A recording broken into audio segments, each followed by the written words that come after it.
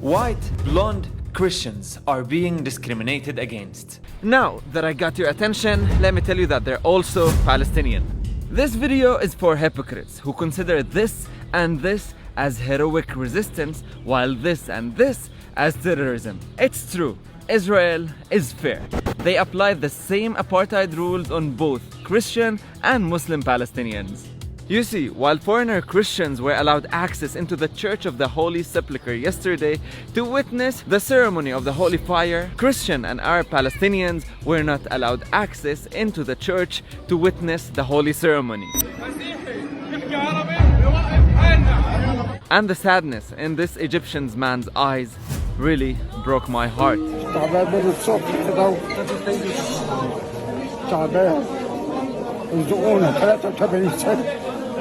ويزقونا زق كده حاجه بيزوق كده بتاع حرام كده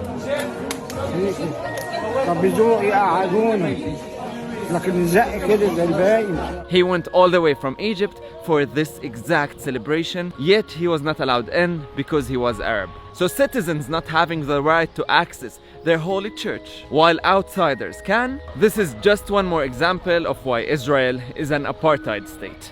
Look, this is all journalists here. These are all journalists, and we're basically stuck. Look, they're coming towards us. Journalists! And it's not new to Israel. They have been attacking unarmed worshippers in Al-Aqsa Mosque for the past week, the third holiest mosque in Islam in the holiest month of Ramadan, for no reason. And they're literally giving illegal Jew settlers access to the mosque, but not to the Palestinian worshippers. دولة بتسلطي انت نص جيشك على مصلين على عزال هذا عمره ما كان. Usually, in the holy month of Ramadan, all Muslims of the world gather in mosques to worship God and pray. Yet, the holiest of mosques is being bombed and raided by violence by the Israeli occupation forces on a daily basis, a place where they're not even allowed to be, according to international law. So what do you expect worshippers to do when their mosque is treated this way? They will definitely resist, and we're not sorry for fighting our aggression.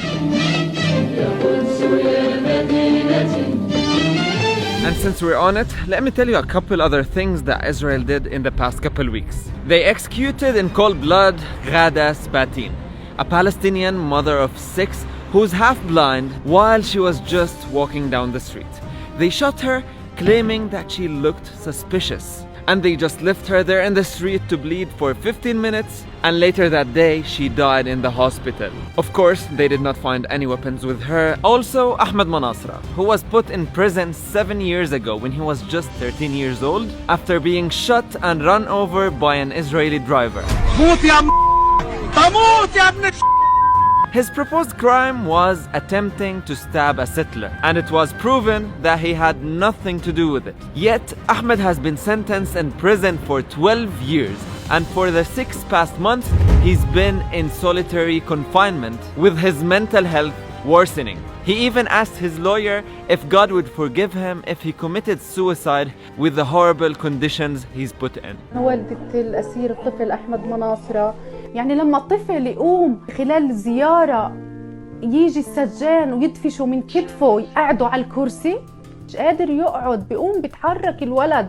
Israel is an occupation that has done so many things that can show how horrible apartheid systems can get. Restricting Muslims from their mosques, Christians from their churches, attacking unarmed worshippers, killing unarmed civilians, building illegal settlements, getting violent with children and the elderly, just to demonstrate their power. And it was recently officially recognized as an apartheid state by Amnesty International, a human rights organization that's even credible for the West. So, my dear friends, it's either you stand against aggression, apartheid and racism everywhere, stand with Palestine, or you're a hypocrite.